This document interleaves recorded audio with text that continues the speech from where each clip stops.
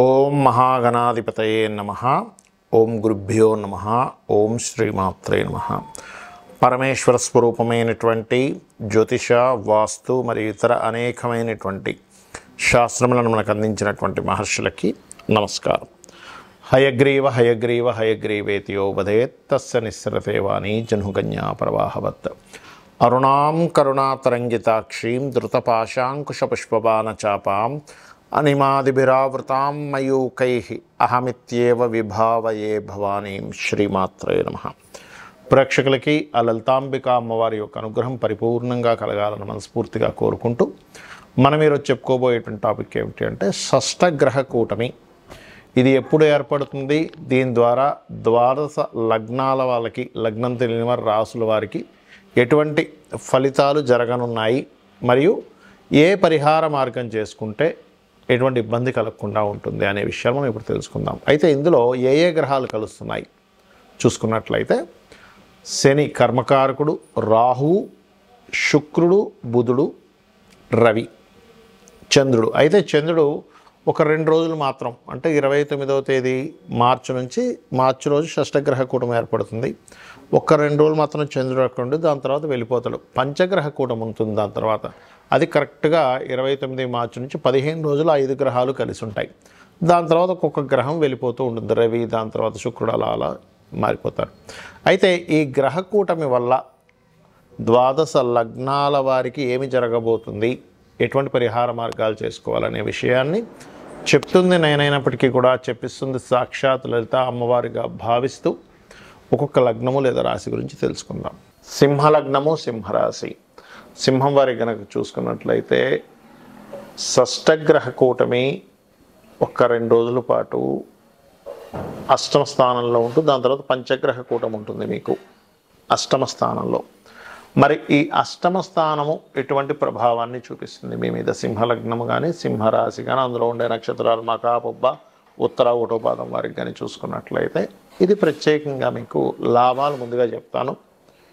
ఎప్పటి నుంచో ఏదైనా ఒక ప్రయత్నం చేస్తున్నారు, ఒక సీక్రెట్ని రివీల్ చేయడానికి, ఒక రీసెర్చ్ని మీరు సక్సెస్ అవ్వడానికి.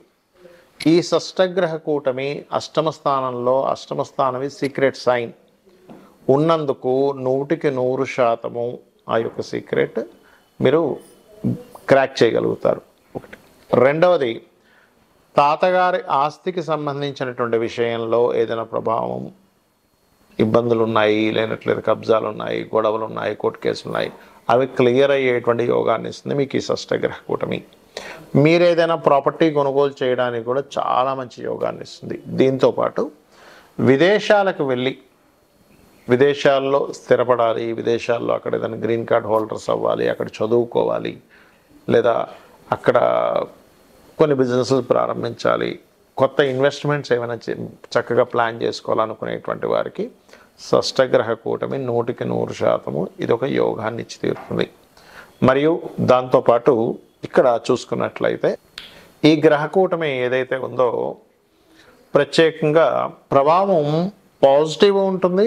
జాగ్రత్తలు తీసుకోవాలి. మరి ఎటువంటి విషయాల్లో జాగ్రత్త తీసుకోవాలి సింహం వారు చూసుకున్నట్లయితే, ప్రధానంగా మీరు ఏదైనా ఒక బిజినెస్ చేసేటప్పుడు పార్ట్నర్షిప్స్ జోలికి ఈ 15 రోజులు వెళ్ళకండి దయచేసి. బిజినెస్ పార్ట్నర్షిప్ అనే కాదు, వివాహ సంబంధించినటువంటి ఏవైతే ఉంటాయో ఆ వివాహం, జీవిత భాగస్వామి ఎంపిక చేసుకునే విషయంలో కూడా చాలా జాగ్రత్తగా ఉండాలి. మీ యొక్క జీవిత భాగస్వామి పేరు మీద వేరే వాళ్ళకి ఎవరికైనా లోన్స్ ఇప్పించడం లాంటి తప్పిదాలు చేయకండి దయచేసి. ఇది వేరే వాళ్ళు మీ జీవిత భాగస్వామి పేరు మీద తీసుకోవడం. కొంతమంది అంటుంటారు, ఏమండి మాది మా యొక్క సిబిల్ సరిగ్గా లేదు, మీ పేరు మీద లోన్ తీసుకోండి, మేము కట్టేస్తుంటాం మీకు అని బాగా తెలిసిన వాళ్ళు అడుగుతుంటారు. సమ్టైమ్స్ వాళ్ళు చెడ్డవాళ్ళు అవ్వకపోవచ్చు, కానీ సమ్టైమ్స్ వాళ్ళ కుదరక మీ మీద ఆ ఇబ్బంది పడుతూ ఉంటుంది. కాబట్టి ఈ యొక్క విషయాల్లో చాలా జాగ్రత్తగా ఉండండి. అలాగే ఇక్కడ జాబ్ సంబంధించినటువంటి విషయంలో కూడా వేరే ప్రాంతానికి వెళ్ళి జాబ్ చేయాలి అనే ప్రయత్నం చేసేటువంటి వారు కాస్త దూర ప్రాంతాలకు వెళ్ళి అక్కడ జాబ్ సంపాదిద్దాం అనుకునేటువంటి వారు కాస్త జాగ్రత్తగా ఉండండి. కొంతమంది చోటుకు తొందరపడి వెళ్ళిపోతారు ఇంకో దగ్గరికి. అటువంటి తప్పిదాలు మాత్రం చేయకండి. ఇక మీరు చేయవలసినటువంటి దేవతా ఆరాధన ఏమిటి?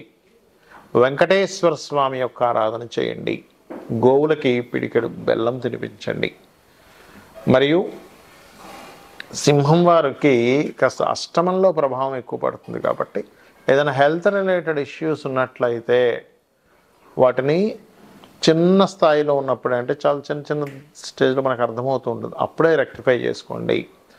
అష్టమంలో ఉండేటువంటివి ఏమవుతాయంటే సర్వసాధారణంగా మనం నెగ్లిజెన్స్ చేసాం కూడా సర్జరీస్ వరకు వెళ్తుంది. కాబట్టి ఈ విషయంలో జాగ్రత్తగా ఉంటూ, ముఖ్యంగా లలితా సహస్రనామాల్లో ఓం సర్వవ్యాధి ప్రశమని సర్వమృత్యు నివారిణి అగ్రగణ్య అచింత్య రూప కలికల్మశనాశిని నమః అనే నామాన్ని చేసుకోండి. అన్ని విధాలా బాగుంటుంది. షష్టగ్రహ కూటమి జరిగినటువంటి ఆ 15 రోజులు, అందులో ఒక గ్రహం పక్కకు పోగా 15 రోజులు పంచగ్రహ కూటమి ఉంటుంది. ఉన్నందుకు మరి నక్షత్రము, రాశి ఏమి తెలియని వాళ్ళ పరిస్థితి ఏమిటి, ఏం చూసుకోవాలి అంటే, ఒకటి, అందరూ కూడా ఫైనాన్షియల్ మ్యాటర్స్ సంబంధించిన విషయంలో చాలా జాగ్రత్తగా ఉండండి. ఉద్యోగ సంబంధించిన వాటి మీద ప్రభావం చూపిస్తూ ఉంటుంది. ఎందుకంటే శని భగవానుడు వెళ్ళి రాహుతోని, రవితోని, అనేక గ్రహాలతో కలిసి ఉన్నాడు. అనేక అవకాశాలు కూడా వస్తాయి, రావని కాదు, కానీ తొందరపాటు నిర్ణయాలు తీసుకోకండి. అదేవిధంగా సంతాన సంబంధించిన విషయాలు, వివాహ సంబంధించిన విషయాల మీద దీని ప్రభావం ఉంటుంది. అంటే జన్మజాతకం ఉన్నా లేకపోయినా దీని ప్రభావం వీటి మీద ఎక్కువగా ఉంటూ ఉంటుంది. మరి ఇది కాలం మీద ఎటువంటి ప్రభావం చూపిస్తుంది? సర్వసాధారణంగా ఆ సమయంలో గ్రహణాలు కూడా ఉన్నాయంటున్నారు.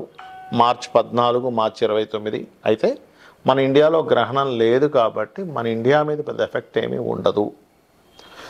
మార్చి 29 తర్వాత మనకి అక్కడి నుంచి మనకి సంవత్సరం కూడా, తెలుగు సంవత్సరం కూడా మారబోతుంది. ఎప్పుడైతే విశ్వవసు నామ సంవత్సరం వస్తుందో క్రోధినామ సంవత్సరం సంబంధించినటువంటి ప్రభావం కూడా తగ్గుతుంది. కాకపోతే విదేశీ సంబంధించిన విషయాల్లో అనేకమైనటువంటి దేశాలకి కొద్దిగా ఆర్థిక మాన్యము అంటూ ఉంటారు. ఈ ఆర్థిక మాన్య ప్రభావం విదేశాల మీద ఎక్కువ పడుతూ ఉంటుంది. మన దేశంలో పడదా అంటే చిన్నపాటి చూపిస్తుంది. కాకపోతే ఇప్పుడు ఉన్నటువంటి గ్రహస్థితిని, రాబోయేటువంటి గ్రహస్థితిని కనుక చూసుకున్నట్లయితే అది జలరాశుల్లో అవుతుంది. కాబట్టి కొంచెం జల ప్రదేశాల్లో ఉండేవారు, విదేశాల్లో ఉండేవారు కొంత జల సంబంధించినటువంటి ప్రభావం ఎక్కువగా ఉంటుంది. అంటే ఆకస్మికంగా జల సంబంధంగా వస్తుంటుంది చూసారు, వర్షాలు పడడం, తుఫాన్లను, సముద్రాలు పొంగడం, ఇట్లాంటి ప్రభావం జలరాశుల్లో షష్టగ్రహ కూటమి జరుగుతున్నందుకు దాని మీద ప్రభావం చూపిస్తుంది. ఇది ముఖ్యంగా గుర్తుపెట్టుకోండి. అయితే ఈ షష్టగ్రహ కూటమి తర్వాత కొంచెము భూమికి సంబంధించినటువంటి విషయాలలో చూసుకున్నట్లయితే కొంత పాజిటివ్ ఫలితాలు కూడా వస్తాయి మనకి. ఇండియా, మన ఈ ప్రాంతాల్లో చూసుకున్నట్లయితే, అంటే విశ్వవసు నామ సంవత్సరం నుంచి ల్యాండ్ రిలేటెడ్ సంబంధించినవి కొంచెం స్లోగా మూమెంట్ వస్తుంది. ఇప్పుడు మనకి చూడండి, హైదరాబాద్లో ఎక్కడ భూములు అక్కడ స్ట్రక్ అయిపోయినట్టుగా ఉన్నాయి అని అనుకుంటున్నాను చూసారు. ఇది ఇంకొక 4-5 ఏళ్ల వరకు పెద్దగా మారే పరిస్థితి లేదు అని చాలామంది వాపోతున్నారు.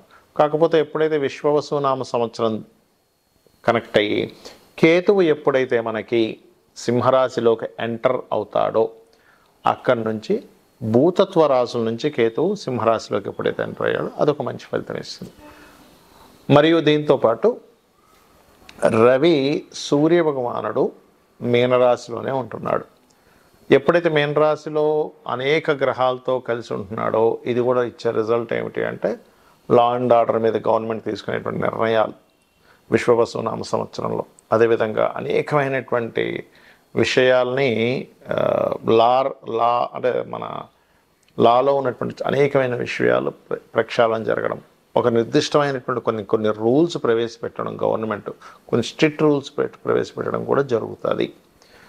ఇక్కడ నాకు నక్షత్రము, గ్రహము అంటే ఏమీ తెలియదండి, నేనేం చేసుకోవాలి రెమెడీ అని చెప్పి అనుకునేటువంటి వారికి ఒకటే, మనకి గ్రహణాలు వచ్చినప్పుడు అంటే 14 మార్చి ఒకటి వస్తుంది, 29 మార్చి ఒకటి వస్తుంది. ఆ సమయంలో ఈ షష్టగ్రహ కూటమి ఉన్నప్పుడు ఉండే గ్రహణానికి కూడా చాలా పవర్ ఉంటుంది. కాబట్టి మీరు ఏ దేవతామూర్తిని ఆరాధన చేసుకున్నా ఆ దేవత యొక్క నామాన్ని గ్రహణ సమయంలో తలుచుకోండి, షష్టగ్రహ కూటమి ఉన్నప్పుడు.